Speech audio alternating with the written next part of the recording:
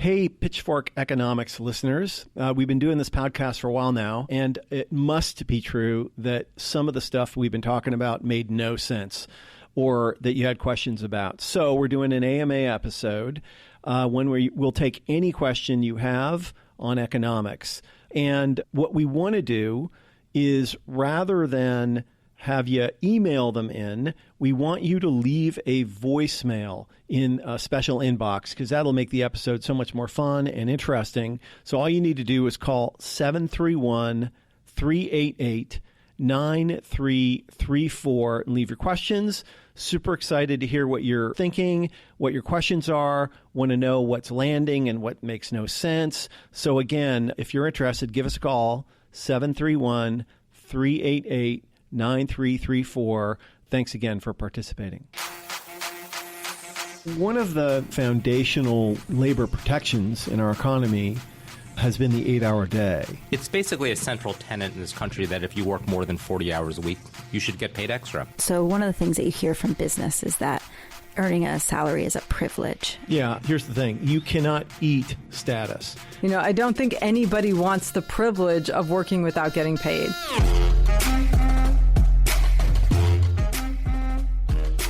From the offices of Civic Ventures in downtown Seattle, this is Pitchfork Economics with Nick Hanauer.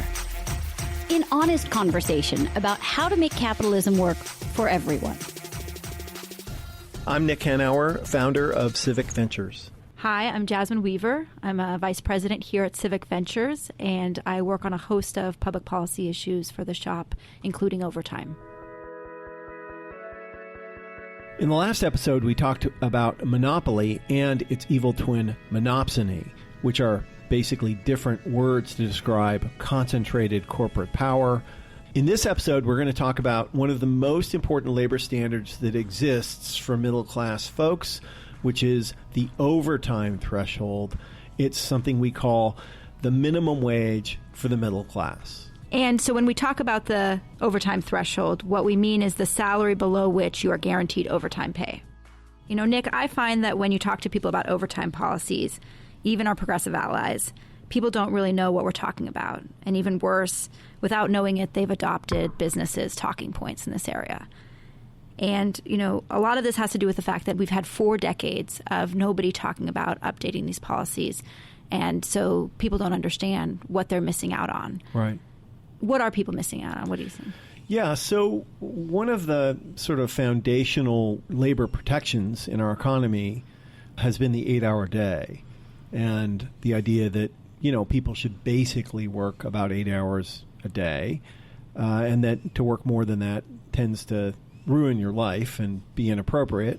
And the way in which our country enforced that standard in a reasonable way was the overtime threshold. Basically what it was is if you worked more than 40 hours a week, your employer was required to pay you time and a half for those hours overworked. And so not only did you get paid for the extra hours of work, but you made it costly for your employer to push you to work more than 40 hours a week. And as a consequence, having been an employer, and by the way, in the day when overtime threshold was a really important thing a long time ago, what employers would do is they would manage overtime very, very carefully, and they would essentially hire more workers when there was more work. And what happened to our economy, and one of the reasons the middle class is in such terrible shape, is that the overtime threshold used to cover over 60% of workers. That most workers were entitled to overtime if they worked more than 40 hours a week. And the high point was 60, 65%, something like that. And today, just 7% of salaried workers are entitled to overtime if they work more than 40 hours a week. And so what that means is that the federal threshold today is $23,600. And so that means that if you go to work for a Jack in the Box and you make $24,000, and your boss pitches you a fake title like assistant manager, they can make you work 70 hours a week and not pay you for the 30 hours a week more than 40 hours, much less pay you time and a half. And Why does that matter? Well, obviously, people are working super hard. They're working harder than they ever have, certainly harder than their parents have, and making less and less money. But what's even more corrosive is that if you let that practice be employed tens of millions of times across the economy, you effectively turn 3 jobs into 2 tens of millions of times. So if you take 30 million workers and make them work long hours, you can effectively take 10 million jobs out of the economy by working people 60 hours a week rather than 40. And so if you do that for long enough, you soften up the labor market and you give people less bargaining power and you create a high level of structural unemployment, which is fantastic for corporate profits, but a disaster for middle class wages. And that's why we call overtime the minimum wage for the middle class, is that in the absence of a high overtime threshold, it's really hard, almost impossible, I would argue, to build a really robust middle class with good wages and a reasonable life.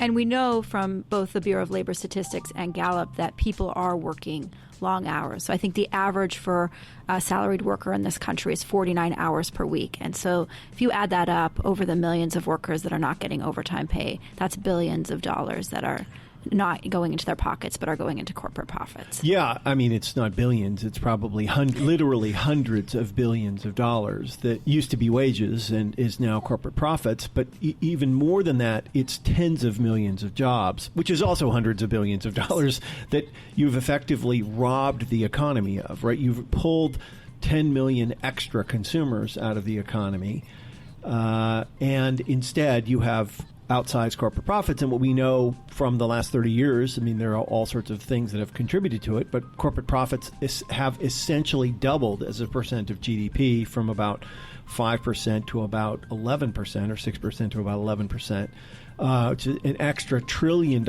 in profits. And a big piece of that is that people don't pay overtime anymore. That's one of the reasons. Okay, so the Obama administration several years ago tried to raise the overtime threshold. They did. At the end of the administration. Only 7% of full-time salaried workers are eligible for overtime based on their income. That's why this week, my administration took a step to help more workers get the overtime pay they've earned. The Department of Labor finalized a rule to extend overtime protections to 4.2 million more Americans. It's a move that will boost wages for working Americans by $12 billion over the next 10 years. We're more than doubling the overtime salary threshold. Yeah, and so the Obama administration, through a rulemaking process through the Department of Labor, attempted to raise the overtime threshold from $23,000 to about $47,000 or $48,000, which was, 50% of the way to where we thought they should go. We thought they should have raised it to $69,000 or $70,000, which would have effectively covered the same number of people that were covered in the day. But they took a step. But sadly, they did it way, way, way too late in the administration, in the last year of an 8-year term, essentially. And it wasn't implemented before they left office. And as a consequence, as soon as the Republicans took over, they to make a long story short. A new law that would make millions of workers in the U.S. eligible for overtime pay is set to go into effect next week, but now faces a cloudy future under the incoming Donald Trump administration. We were super sad when the Trump administration put an end to the implementation of that rule, which obviously would have affected tens of millions of workers in a really positive way.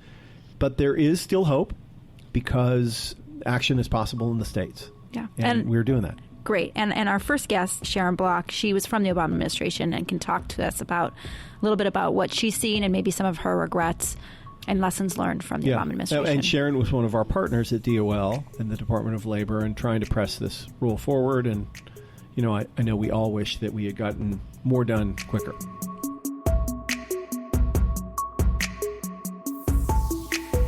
Okay, so I'm here with Sharon Block. Sharon, do you want to introduce yourself? Sure. I'm the executive director of the Labor and Work-Life program at Harvard Law School.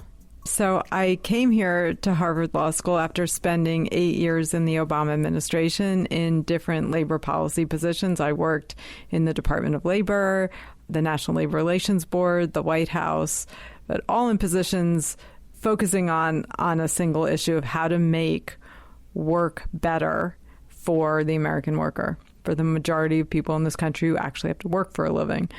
I came here to Harvard, and in the labor and work-life program, we are really focused on the same issues of trying to raise debates and have productive conversations about how can we rebalance the American economy and honestly the political system in order to reflect the best interests of working Americans. And tell me a little bit more about the center and the Clean Slate Project. I've heard about this Clean Slate Project. It's a great name. What is it? So the Clean Slate Project the goal is to come up with a comprehensive set of recommendations for how to fundamentally rewrite labor law in our country in order to rebalance the economy and the political system. We operate under the law that defines how workers can come together to speak in a collective voice about what their interests are in this economy that was written for an economy that hasn't existed for decades. And so we've seen this diminishing voice for workers in the economy and in the political system, and we see what the result of that is. When workers don't have an effective voice, it's astronomical record income inequality in this country. It isn't an accident when workers had the strongest collective voice in this country, when the highest percentage of workers in this country came together to have a collective voice, we also had much, much lower income inequality. It used to be that as productivity rose, wages rose, and that isn't true anymore. And so there's something fundamentally wrong with the law. It's not, it isn't a question only about the law, but we believe that the law plays an important role in defining how well workers can express their interests and come together. So the Obama administration, when you were in there, you started a process to update the rules. The Trump administration went in a different direction. What do you, from your time in the Obama administration, what lessons did you learn in working on this issue? And, if you could tell your Obama administration self today, if you could look back and give yourself some warnings or change some of the things that you guys did, what would you do? So, it's hard to say, but to be honest, I think one thing I would tell myself is that maybe we should have started earlier. This is not easy. We put a lot of work into this because we wanted to do it well and we wanted to get it right. Unfortunately, I think we finished the rule. We did get the rule out, obviously, before the end of the Obama administration. It immediately came under assault by the Chamber of Commerce and by different corporate interests. And we had to leave before we were done defending it. So, and that's what's happened, is that the Trump administration has decided not to defend what we did, and they just gave in to these corporate groups that attacked the rule. And the result is that the threshold remains at this just unbelievably low number of below $24,000. And so we know that there are millions of workers who are suffering because of that. So one of the things that you hear from business is that earning a salary is a privilege, and that workers actually don't want to track their hours and they don't want to get overtime. They actually want to be a salaried worker. How do you react to those statements by business? I guess I take them with a big grain of salt, because I don't hear a lot of workers saying that.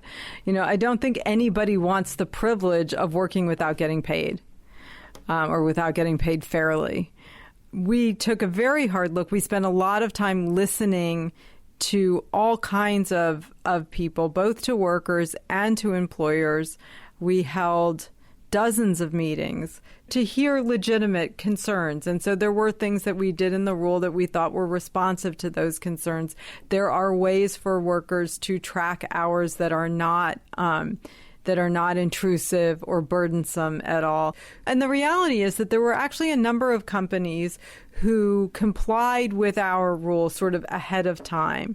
And for the most part, they didn't undo it. So all of the yelling and screaming about how terrible it was going to be, we actually have real world experience with what it was going to be like if our rule had stayed in place. I mean, even a company like Walmart complied with the rule ahead of time, didn't undo that compliance. They are running their business as if the Obama overtime rule was still in effect. And, last time I checked, they were still in business. On overtime, I just think it can sound very technical, the idea of setting an overtime threshold, but it really is an issue about basic fairness, about people getting paid for the hard work that they put in, or being able to use their time as they see fit, not as their boss sees fit, outside of that basic bargain of a salary for 40 hours of work. So, I think that's it's important not to get bogged down in the sort of technical details, but remember, how important this is, again, to 4.2 million workers who the Trump administration has turned their back on and said to them, we don't care if you're treated fairly or not. And that's the crux of the issue, and that's what I would want people to think about when they hear about the overtime controversy. Well, thank you so much for your time. Hi, my name's Sarah Leibovitz, and I'm a producer on Pitchfork. So, as Sharon Block just mentioned, when President Obama proposed upping the overtime threshold, some organizations just hopped on board and did it early, before the law actually came into effect. And as a result, they're still doing it. They've still upped their overtime threshold. They haven't brought it back down. And one of those institutions was the University of Washington. Not to say that they did it happily. So several groups that represent universities and higher ed institutions lobbied on behalf of their constituents, and they said that raising the overtime threshold to $48K would put an undue burden on universities. That's Carolyn Brotherton. She's a postdoctoral researcher at the University of Washington and an elected member of the UW Postdocs United Bargaining Committee. Not just from an administrative standpoint, so the administrative cost associated with either changing everyone's salary or putting thousands of workers onto an overtime type of pay. Not only would it have administrative burdens, but it would be financially disastrous. So some of the leaders of these higher ed groups said, if these changes happen, we might have no choice but to raise tuition significantly, limit the opportunities of researchers who are now paid below $48K because we're not going to be able to pay them for overtime, and we might have to lay off a bunch of workers. So that's what universities were saying in 2016. Postdocs that are part of the United Automobile Workers Union, which is a union that we're affiliated with, actually went to DC and advocated on behalf of all postdocs that the overtime threshold should be raised. And that's because in 2016, the majority of postdoctoral researchers and other non-faculty researchers at universities were paid below $47,000 a year. And in most cities, that means that you're not even at the cost of living. We are now paid at the 2016 salary threshold that was passed, but ultimately thrown out. So most postdocs are now paid around $48K. The reality is in 2016, when the overtime rules were changed, universities responded very quickly and were able to find funds to raise researcher salaries. So in the course of a few months, we all got this huge raise. And interestingly, from 2014 to now, the number of postdoc positions at the UW has increased 7%. So it's not as though we've seen a drastic decrease in postdoc positions, nor have we seen the number of positions stay flat. It's actually increasing, and that rate of increase is similar across different institutions. So we didn't see these drastic effects that they foretold. In reality, it's just about universities changing their priorities, right? The money is there. The priority to pay workers who do the research, who do the teaching, that priority is not there. When push comes to shove, they can find the money really quickly, quite easily, and it doesn't have negative impacts on the number of postdocs that are at this institution. So they didn't go under, the world didn't end, things just changed. And not even that much. There's obviously still more work to be done. And it can't all be done by the postdocs union of the University of Washington. But if people like Carolyn and like Nick keep pointing it out, keep insisting that people are worth more than they think, maybe others will start to notice too. And maybe they'll do what Carolyn hopes. Yeah, I hate to say it to those people, but they should just think bigger. Our next guest is an amazing guy and friend of all of us at Civic Ventures, Chris Lu, who is a former United States Deputy Secretary of Labor and former assistant to the President Obama and the White House Cabinet Secretary. I'm Chris Lu. I'm currently a senior fellow at the University of Virginia Miller Center. It's basically a central tenet in this country that if you work more than 40 hours a week, you should get paid extra. But because of the way that the law is designed and the fact that these salary thresholds haven't been updated now in many, many years, you can have essentially a low-wage worker who gets a little bit of managerial responsibility and then is being asked to work 50, 60, 70 hours a week without overtime pay. That's not only money that comes out of that worker's pocket, but it's time that they don't have to spend with their families or working in their community. And so what we tried to do in the Obama administration is raise this threshold, essentially double it from about 23,000 to 47,000.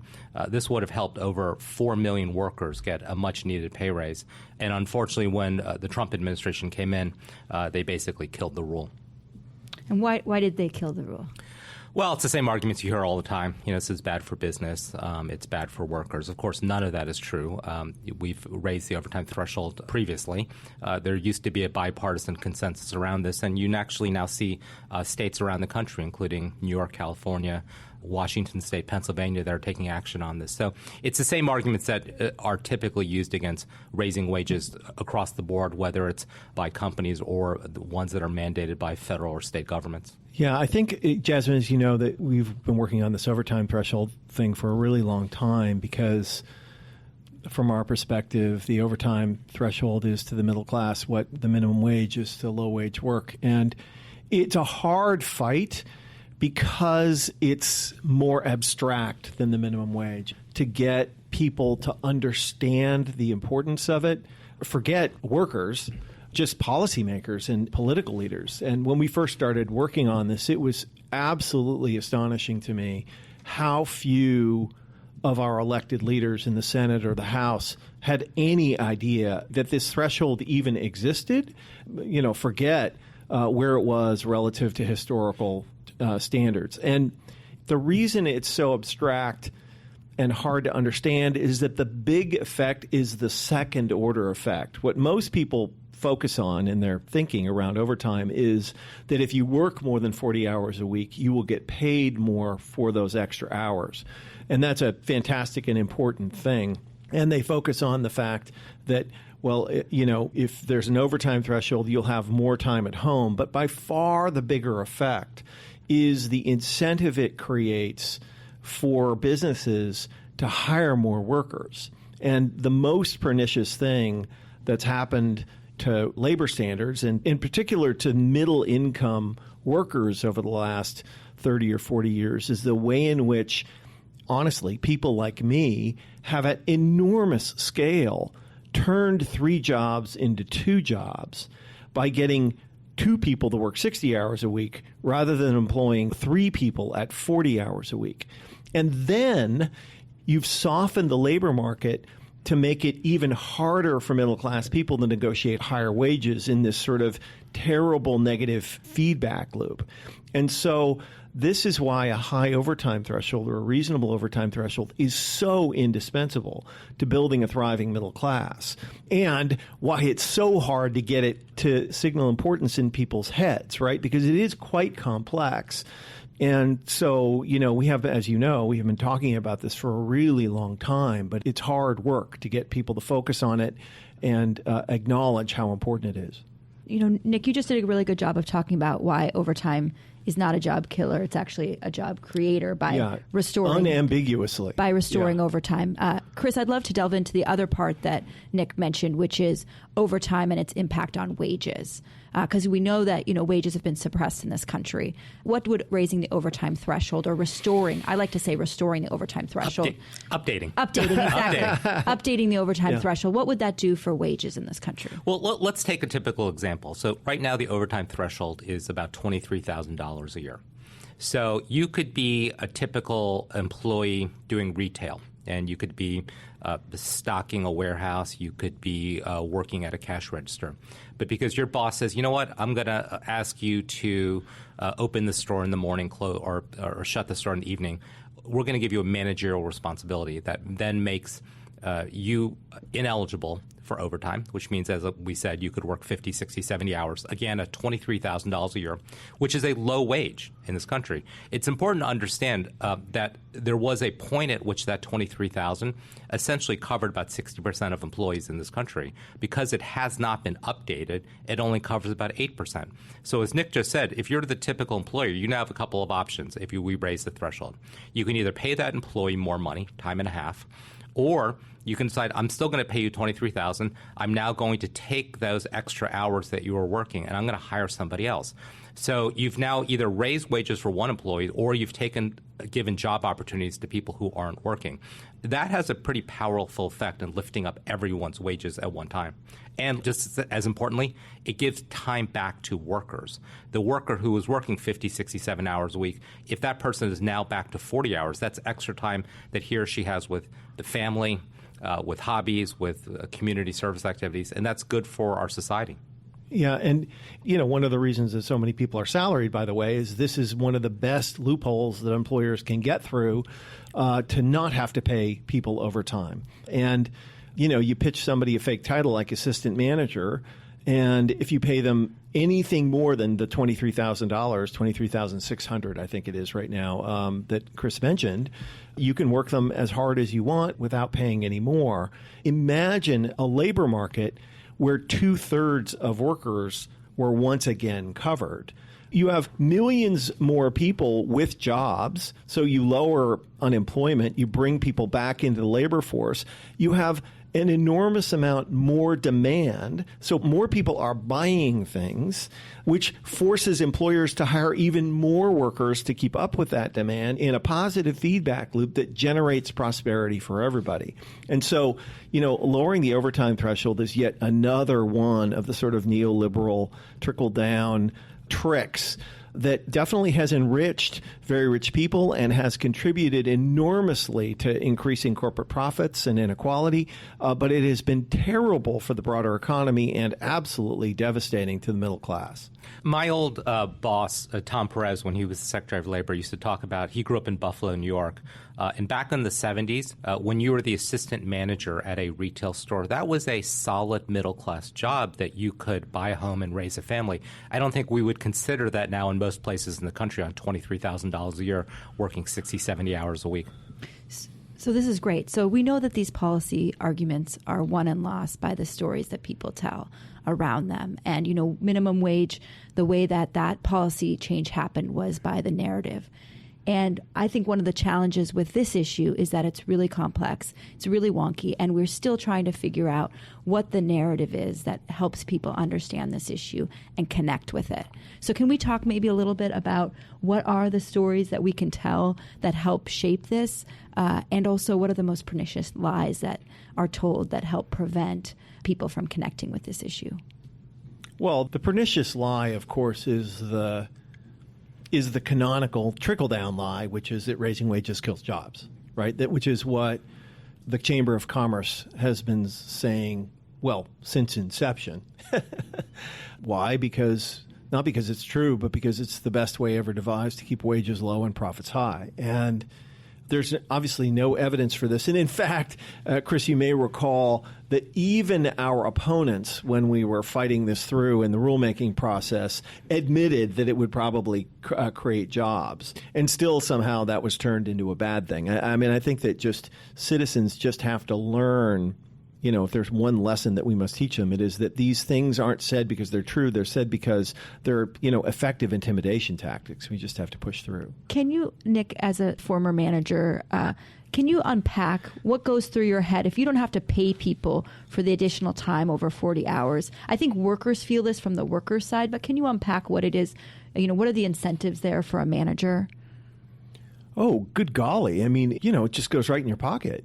Like if I can get 3 workers worth of work out of 2 people, that's enormously profitable.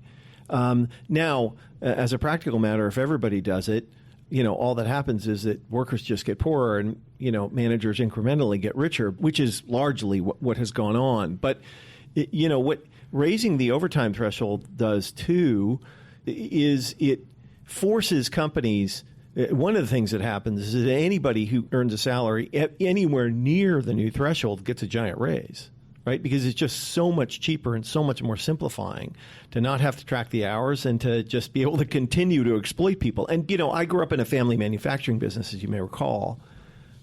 And, oh my gosh, we thought about overtime a lot.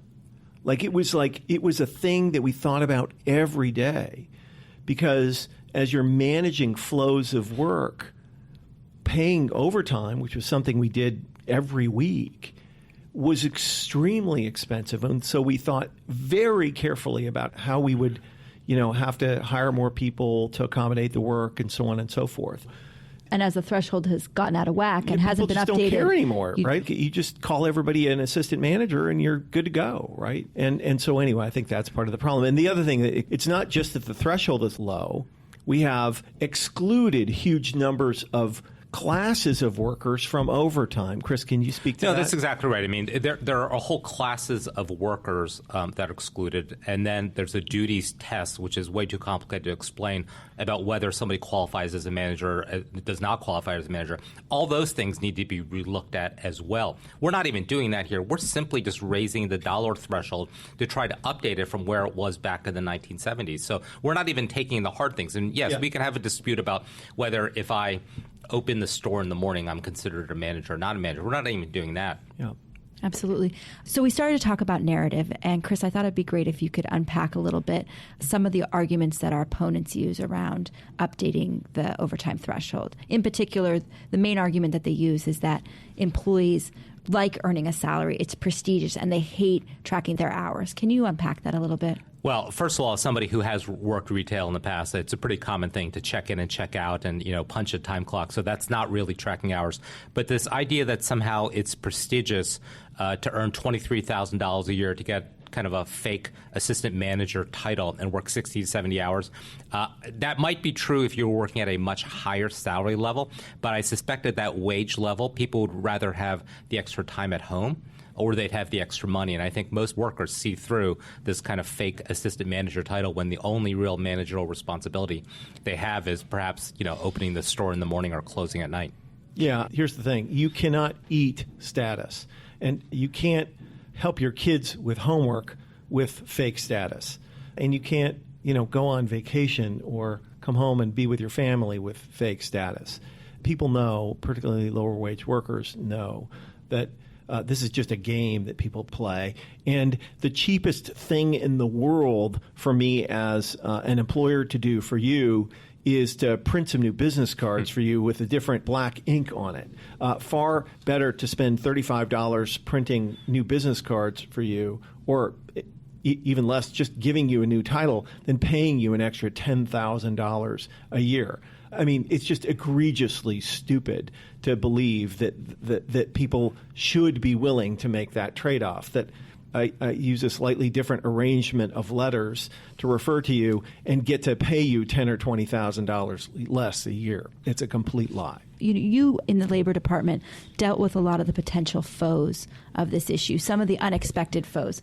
Maybe, Chris, you can talk about some of the foes, just who they are, and maybe, Nick, you can unpack what we can learn from that. How about that? Well, I mean, some of the most compelling arguments we got against the overtime updating was from nonprofits, was from universities, was from organizations that hired, for instance, home health workers. And a lot of the money that's coming in to reimburse them is through the federal government. Now, we could actually have a larger argument about maybe the federal government, whether it's through Medicaid or Medicare, is reimbursing at way too low levels.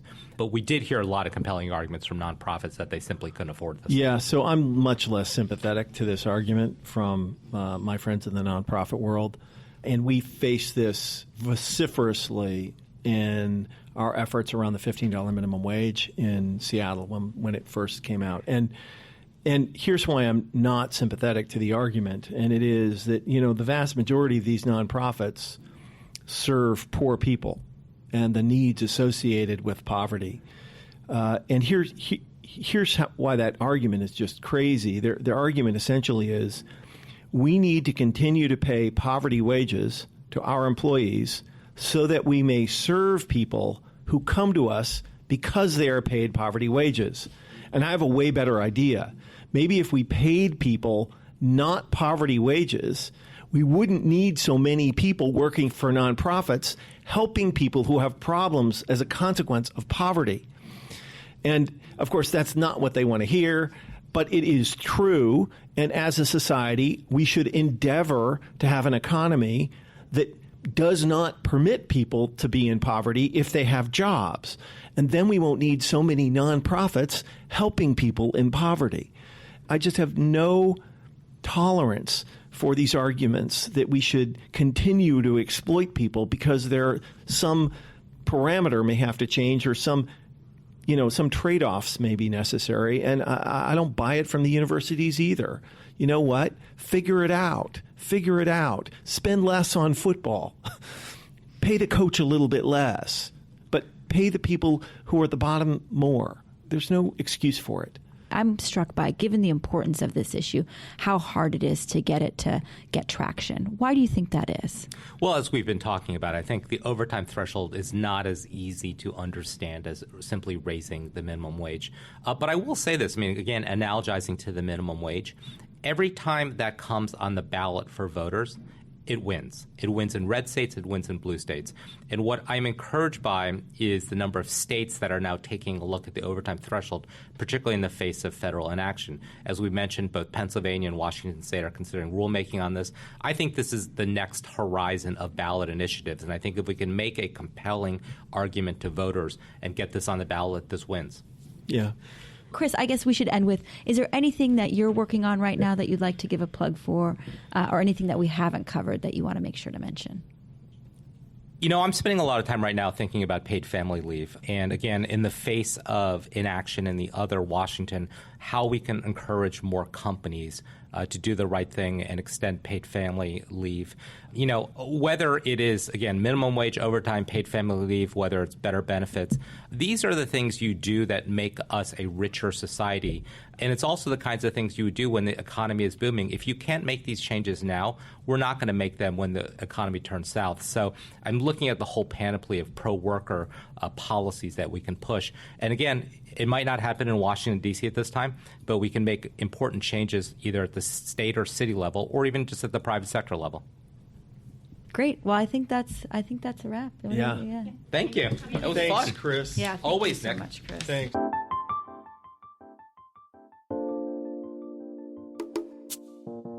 So to sum up, not only do we need to update the overtime threshold to protect and maintain a true middle class, we probably need to raise the threshold a lot to catch up with several decades of inaction.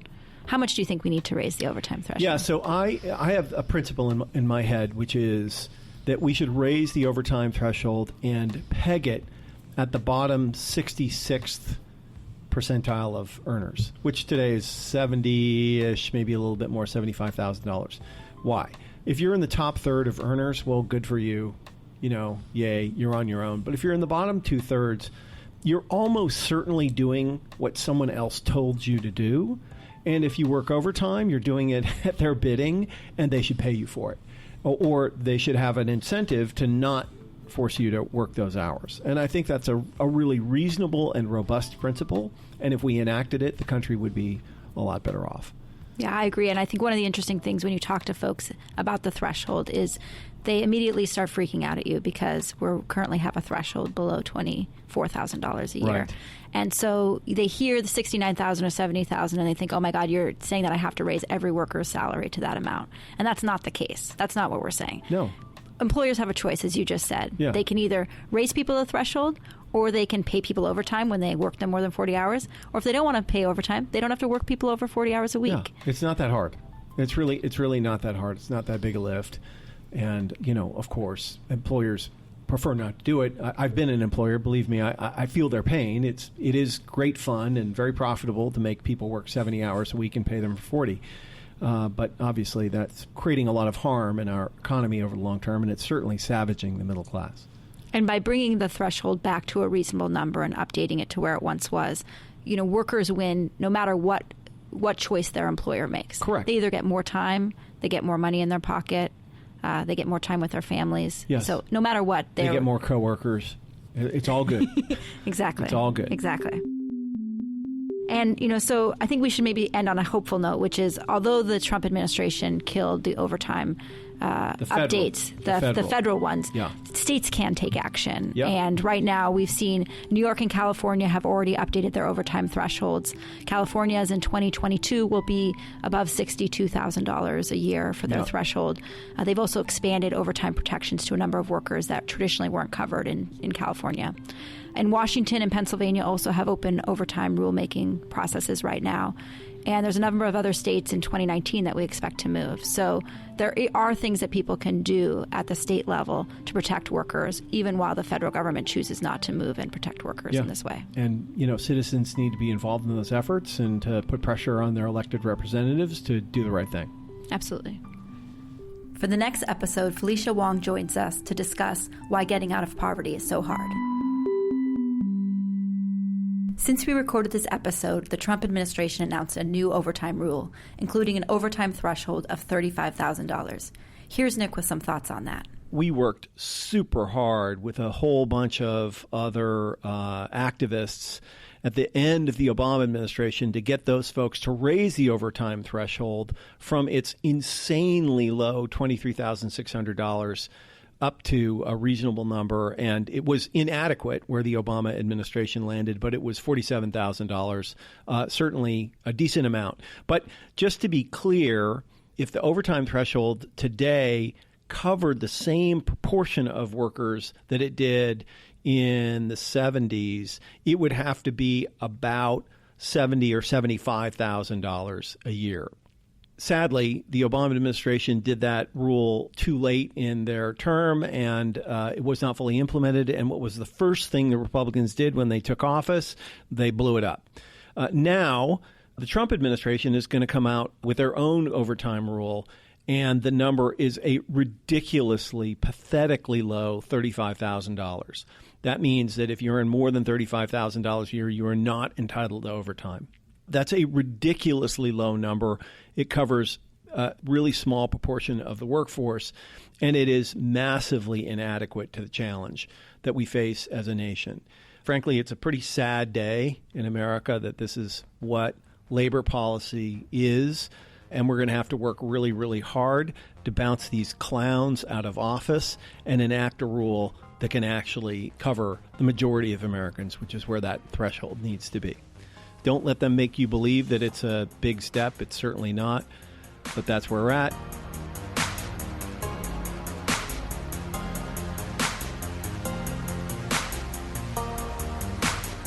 I'm David Goldstein, Senior Fellow at Civic Ventures. So we had a question from a listener on our previous episode on stock buybacks.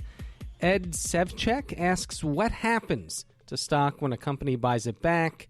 Is it legally dissolved or considered to be in some kind of surplus account?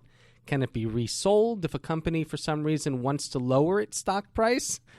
Why is this not illegal as fraudulent market manipulation? Well, I'm going to start with the last question first. It used to be. It used to be before 1982 when the SEC during the Reagan administration changed the rules or reinterpreted the rules to allow companies to do these large stock buybacks. But before then, they weren't actually that common out of fear that they would be charged with market manipulation, since, in fact, the sole purpose of doing these large stock buybacks is to raise the share price. That is, manipulate it. As to what happens to the stock when they buy it back, well, what really matters here is the number of outstanding shares. That's what you'll see when you go to a financial site, how many shares are outstanding, and that's the number that is used to determine EPS, earnings per share. And so, for the most part, these shares actually disappear. Companies can always reissue shares. It's not common for companies to go to the market with a secondary offering. But what does happen, and this is very key to this cycle of stock buybacks and executive pay, is that today executives are largely compensated with stock. And so on the one hand, they're using profits to buy back stock to reduce the number of shares outstanding. On the other hand, executives and sometimes employees are rewarded with new stock that dilutes the number of shares out there, lowering EPS. And so this whole process of stock buybacks is really integral to ballooning executive pay. It's the way they reward themselves out of profits without actually writing themselves a check. If you have any questions, comments, or suggestions for future episodes or guests, please send them to us at pitch@pitchforkeconomics.com, and we'll try to address it in an upcoming episode.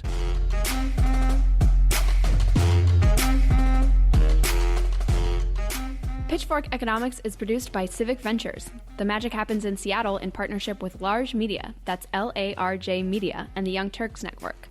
Find us on Twitter and Facebook at Civic Action and follow our writing on Medium at Civic Skunkworks. And you should also follow Nick Hanauer on Twitter at Nick Hanauer. As always, a big thank you to our guests and thank you to our team at Civic Ventures. Nick Hanauer, Zach Silk, Jasmine Weaver, Jessen Farrell, Stephanie Irvin, David Goldstein, Paul Constant, Nick Casella, and Annie Fadley. Thanks for listening.